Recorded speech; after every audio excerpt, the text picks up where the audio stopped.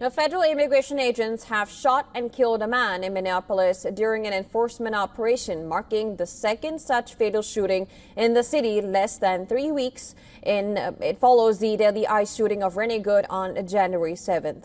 Now, federal and local officials offered differing assessment of the killing of the 37-year-old, identified as Alex Pretti, and this while video of the altercation has quickly spread online. The Department of Homeland Security insisted Pretti approached agents with a pistol and violently resisted being disarmed. Secretary of Homeland Security Kristi Noem said that the man attacked officers, though she did not mention if he pulled out his gun. The officers attempted to disarm this individual, but the armed suspect reacted violently. Fearing for his life and for the lives of his fellow officers around him, an agent fired defensive shots. Medics were on the scene immediately and attempted to deliver medical aid to the subject, but he was pronounced dead at the scene. Minnesota Governor Tim Walz demanded state authorities lead the investigation. Walz, speaking at a press conference in Blaine, said he had watched the video of the incident from several angles and called it sickening. Donald Trump, I call on you once again. Remove this force from Minnesota. They are sowing chaos and violence. We've seen deadly violence from federal agents again and again and again. Minneapolis Mayor Jacob Frey also asked how many more Americans need to die as he pleaded with President Trump to halt ICE operations in Minneapolis. How many times must local and national leaders must plead with you, Donald Trump, to end this operation and recognize that this is not creating safety in our city? Now, Trump, meanwhile, upped his war of words with Walz and Frey, accusing the Democratic leaders of inciting insurrection with what he described as rhetoric. Well, Trump has previously threatened to send troops to Minnesota by invoking the Insurrection Act. An angry crowd gathered after the shooting and screamed profanities at federal officers, calling them cowards and telling them to go home. The intersection where the shooting took place has been blocked off, and the Border Patrol agents were on the scene wielding batons. Agents confronted the crowds using tear gas and flashbangs.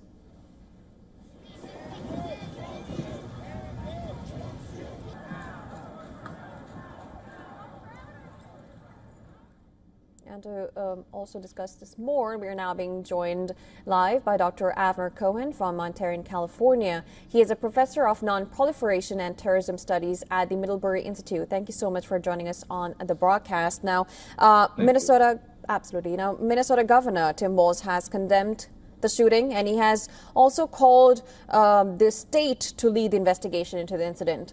Do you think that the federal agents would allow the state to take part in investigations? So far, they were not allowed. Actually, they were trying to approach the crime scene. The Minnesota Bureau of Investigation, they were not allowed. It also should be noted that it was not by the ICE, but rather by Border Patrol. As you know, Minneapolis is very, very far away from any Border Patrol, from any borders of the United States.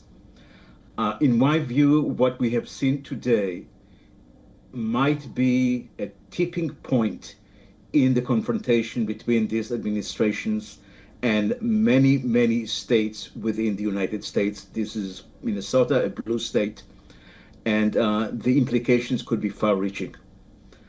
There was a very detailed analysis of the video, 30-second full video, from the moment that Alex Pretti arrived to the scene until his death, within really less than a minute. And it's clear that he was not aggressive. He was trying to help a woman who was attacked. Yes, he carried a gun, but he did not use his gun. The gun was hidden. And essentially, between a second and 2 seconds after the gun was taken from him, he was shot, as if the possession of the gun allowed the agents the permission to shoot him. This was incredible, a very sickening event. The second one, as you noticed, in Minnesota in 3 weeks. And I think it's going to be a really tipping point. Right. And considering the fact this is the third incident involving federal agents and, of course, 2 deaths since January 7th, the tensions, of course, seems to be just boiling up. Do you think this could escalate into a bigger protest? No question about it. I think it's going to be a major issue for the coming election, the congressional elections, the in between elections between 4 years. It's going to be a major issues.